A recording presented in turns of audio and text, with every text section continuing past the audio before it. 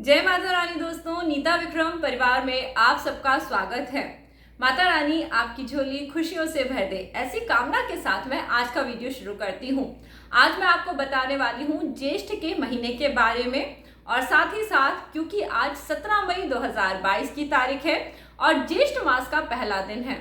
ये दिन नारद भगवान की जयंती होती है, तो इस दिन पे आपको एक छोटा सा काम करने के लिए मैं बोल रही हूँ। देखिए, हर एक काम करने से आपके जीवन में बड़े बड़े बदलाव होते हैं और नारद भगवान हर समय नारायण नारायण का जाप करते हैं और भगवान अपने भक्त के जाप से बहुत अधिक प्रसन्न होते हैं। तो जो नारद भगवान नारायण नारायण का जाप करते हैं, यदि आज 17 मई की तारीख को आप भी अपने घर में बैठ के ओम नमो नारायणाय इस मंत्र का जाप करेंगे, तो आपके जीवन में यदि कोई दुख कष्ट संकट चल रहा होगा तो आपको बहुत ही जल्दी सॉल्यूशन मिलने की उम्मीद है। आपके जीवन में यदि कोई परेशानी चल रही है, आपका कर्जा बहुत बढ़ गया है, तो आपको जो भी प्रॉब्लम है उस प्रॉब्लम से सॉल्यूशन जरूर मिलेगा।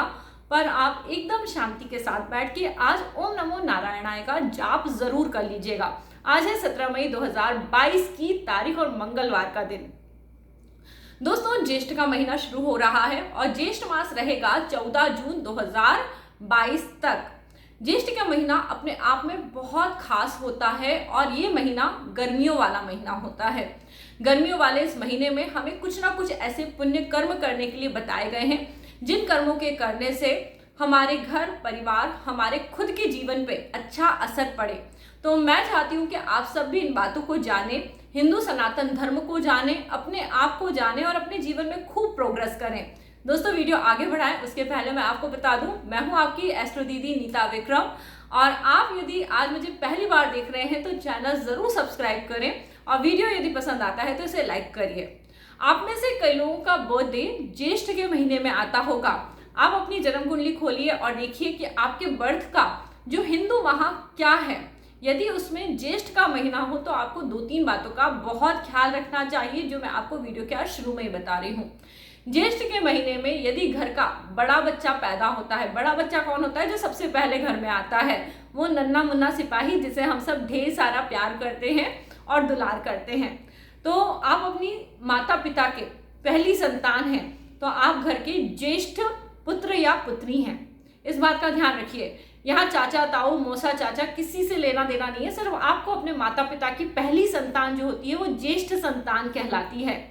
और यदि आपकी पहली संतान का जन्म यदि ज्येष्ठ के महीने में हुआ है तो आपको 2-3 बातों का ख्याल रखना है। अपने घर के बड़े बच्चे का, जो कि ज्येष्ठ मास में पैदा हुआ है, शादी विवाह ज्येष्ठ के महीने में नहीं करना चाहिए। इसे अच्छा नहीं बताया जाता, ऐसा करने से दुख आता है, तकलीफें आती हैं। 3 जेठ हो जाते हैं, बच्चा भी जेठ का, महीना भी जेठ का और शादी भी जेठ में हो गई, तो 3 तिगाड़ा काम बिगाड़ा। आप समझ जाइए कि ऐसा नहीं करना है। दूसरी चीज, जो घर का बड़ा बच्चा होता है, यदि वो ज्येष्ठ मास में जन्म लेता है और हम उसका मुंडन संस्कार कराते हैं, यदि वो भी हम ज्येष्ठ के महीने में करा देते हैं तो उसका हमें अच्छा फल नहीं प्राप्त होता, क्योंकि हिंदू रीति रिवाज के अनुसार हमारे सारे संस्कार हमारे अंदर के जो गुण होते हैं उनको उभारने का काम करते हैं। कभी आपको किसी वीडियो में बताऊंगी हर एक संस्कार का क्या मीनिंग है और ये संस्कार हमारे लिए क्यों जरूरी हैं। पर आज के लिए आप ये जानिए, यदि आपके घर का ज्येष्ठ संतान है, ज्येष्ठ के महीने में वो पैदा हुई है, तो आपको उसका मुंडन ज्येष्ठ के महीने में नहीं कराना है। ये हिंदू सनातन धर्म में बताया गया है। और यदि आप किसी पंडित के पास जाते हैं, मुहूर्त निकलवाते हैं, तो इन बातों का ध्यान पंडित जी भी रखते हैं। अब दोस्तों, आगे बढ़ जाते हैं। इस महीने में नवतपा आ रहा है और ये महीना मंगलवार को लेकर बहुत खास होता है। ज्येष्ठ के जो मंगलवार होते हैं ना, बहुत खास होते हैं, और आज भी मंगलवार का ही दिन है। ऐसा बताया जाता है ज्येष्ठ के महीने में राम जी और हनुमान जी का मिलन हुआ था। तो अब हुआ ना, राम और हनुमान जी का जब मिलन होता है ना, तो बहुत सारी पॉजिटिव एनर्जी आती है। ऐसे काम जो बहुत दिनों से लोगों के नहीं बने थे वो बनने लगते हैं। आपको क्या करना है ये पॉजिटिव एनर्जी प्राप्त करने के लिए? वैसे तो दोस्तों, हर दिन सेवा सेवा सेवा करनी ही है। जो लोग नियमित सेवा करते हैं उनके जीवन में उन्हें मेवा ही मेवा मिलती है, इस बात का आप ध्यान रखें। परंतु ज्येष्ठ के जो मंगल होते हैं बहुत खास होते हैं। इस दिन पे मिठाई का दान करा जाता है, इस दिन पे मीठा शरबत बांटा जाता है, इस दिन पे तरबूज खरबूज रसीले फलों का दान करा जाता है। इस दिन पे जो मजदूर लोग होते हैं उनका ख्याल रखा जाता है, उनकी सेवा करी जाती है, क्योंकि मजदूरों के अंदर की जो ऊर्जा होती है वो कहीं ना कहीं जब आप उसको प्रसन्न कर देते हैं तो आपके जीवन में जो दुख तकलीफें होती हैं वो दूर हो जाती हैं। तो हो सके तो किसी मजदूर को बेसन का बना हुआ लड्डू दीजिए, किसी मजदूर को अच्छी ठंडी ठंडी पानी की बोतल का शरबत दे दीजिए, किसी मजदूर को अच्छा ठंडा ठंडा तरबूज खरबूज रसीले फल दीजिए, किसी के पास छाता नहीं है उसे छाता दीजिए, किसी के पास चप्पल नहीं है उसे चप्पल दीजिए। इन कामों को आप मंगलवार के दिन करिए। देखिए वैसे तो सभी मंगलवार आप करेंगे, पर नवतपे में जो मंगल आएगा ना उस पर करने का बहुत खास परिणाम आपको मिलेगा।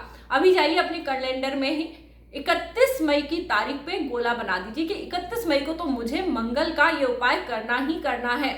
जिसका मंगल अच्छा उसकी जिंदगी में दंगल नहीं होता, उसकी जिंदगी में मंगल ही मंगल होता है। देखिए मंगल खराब तो हर तरफ लड़ाई झगड़ा परेशानी बहुत सारे झंझट, और मंगल अगर अच्छा है ना तो मंगल अपने आप में शुभ है, ऑस्पिशियस है और बहुत अच्छे अच्छे परिणामों को देने वाला है। तो आप भी अपने जीवन में यदि शुभता चाहते हैं, ये उपाय ऐसे है ना कि बिल्कुल आपको कुछ भी नहीं सोचना, कोई नेगेटिविटी नहीं, सिर्फ पॉजिटिविटी के साथ इस उपाय को कर लिया तो बहुत बहुत फायदा होता है। पति पत्नी के झगड़े चल रहे हैं, पति पत्नी के बीच में इतना मनमुटाव हो गया है कि तलाक तक की बात पहुंच गई है, तो आप मंगलवार के दिन वट वृक्ष की जो जड़ होती है उसमें 1 बूंद दूध डालिए। बहुत ज्यादा दूध नहीं लेके जाना है क्योंकि दूध के कारण जो पौधे होते हैं वो खराब भी हो जाते हैं। सिर्फ 1 बूंद दूध डालिए और उसकी जड़ की जो मिट्टी है ना उसका तिलक हस्बैंड वाइफ दोनों करिए। बीच में जो भी दरार है, ईगो की प्रॉब्लम है, झगड़े हैं, झंझट है, हर तरह की चीज सॉर्ट आउट हो सकती है। और देखिए केवल उपाय मत करिए, अपने आप को पॉजिटिव एनर्जी से भरिए, एक दूसरे में अच्छाइयाँ देखिए, अपने घर में इतनी पॉजिटिविटी लेके आइए कि आप दोनों ने एक दूसरे के साथ जो अच्छा टाइम स्पेंड करा है उसकी हर मेमोरी आपकी आंखों के सामने होनी चाहिए। झगड़े की मेमोरी तो वाइफ बहुत भर भर के लेके आती हैं, पति के मुंह से एक शब्द निकला नहीं, तुम्हारी मम्मी ने ऐसा करा था, तुम्हारी बहन ने ऐसा करा था, पूरे दुनिया की गिना डालती हैं। पर कभी ये सोचा है कि कब हमने अच्छा टाइम स्पेंड करा था, अरे यार आज से 2 साल पहले वहाँ डिनर करने गए थे, कितना मजा आया था, फिर से जाइए ना वहीं डिनर करके आइए, हो सकता है फिर से आपके जीवन में वही मजे आने लगे और आपकी लाइफ फिर से पॉजिटिव हो जाए। लाइफ को पॉजिटिव बनाना या नेगेटिव बनाना या आपके हाथ में है, डिपेंड करता है कि आप कौन सा ऑप्शन चूज करती हैं। लाइफ के पास सारे ऑप्शंस हैं, तो आप जो ऑप्शन चूज करेंगे वही आपको मिलेगा। यहाँ पे दोस्तों ये बात हो गई है मंगल की, तो मंगल के दिन ये उपाय करिए। साथ ही साथ मंगल के साथ शनिवार के दिन भी कड़वा तेल यानी सरसों का तेल का दीपक पीपल के वृक्ष के नीचे आप लगाने का नियम बनाइए। आपकी लाइफ की नेगेटिविटी दूर होगी, आपके काम में यदि रुकावटें आ रही हैं तो वो भी ठीक होने लगेंगी। इन उपायों को आप करिएगा प्लीज, है ना। अब दोस्तों हम अगले उपाय की बात कर लेते हैं। निर्जला एकादशी आ रही है, तो निर्जला एकादशी पे बहुत सारा दान, मैंने ऑलरेडी निर्जला एकादशी पे एक वीडियो डाला हुआ है, उसको आप जरूर देखिए। जिन लोगों के घर में वट पूर्णमासी होती है, इस महीने में आपको वट पूर्णमासी की पूजा करनी है। नवतपा दोस्तों 3 जून को खत्म हो जाएगा, तो उसके बाद आपको दोस्तों जब भी पहली बारिश आए कोशिश करनी है उस पहली बारिश में जरूर भीगिए। देखिए नवतपे का जो 9 दिन होता है ना, इसके बाद जो भी बारिश आती है ना, ये हमारी नेगेटिविटी को सोख करती है। बारिश हमें ठंडक देती है, हमारे दिल दिमाग को सुकून देती है। कभी कभी बच्चे बन के बारिश में घूमना, निकलना, नाचना बहुत बहुत ज़रूरी है।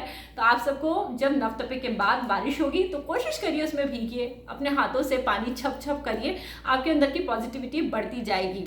अब दोस्तों गर्मी के ये जो दिन है इसमें आप एक और उपाय भी कर सकते हैं। ये उपाय आपको बहुत बहुत अच्छा रिजल्ट देगा, क्योंकि अभी गर्मी बहुत पड़ रही है और सूर्य देव एकदम अपने प्रचंड रूप से अब दूसरी राशि में आ गए हैं, यानी वृषभ राशि में आ गए हैं। सूर्य देव जहां भी होते हैं ना वो जगह फोकस होती है, तो अभी सूर्य देव वृषभ राशि में है, यानी मनी मनी मनी फोकस है। आप देख रहे हैं बिटकॉइन को लेके क्या हो रहा है, आप देख रहे हैं स्टॉक मार्केट को लेके क्या हो रहा है। तो ऐसे में ऐसे इन्वेस्टमेंट मत करिए जहां पे आपको लगता है कि इस समय पे दिक्कत आ सकती है। स्टॉक मार्केट या बिटकॉइन दोस्तों एकदम बंद नहीं होने वाले, क्योंकि ये राहु महाराज की बनाई हुई चीजें हैं, लंबे समय टिकेंगी। अभी रुकिए, यदि आपने इन्वेस्टमेंट करा था जिस समय आपको लॉसेस हो रहे हैं तो बचिए थोड़ा सा।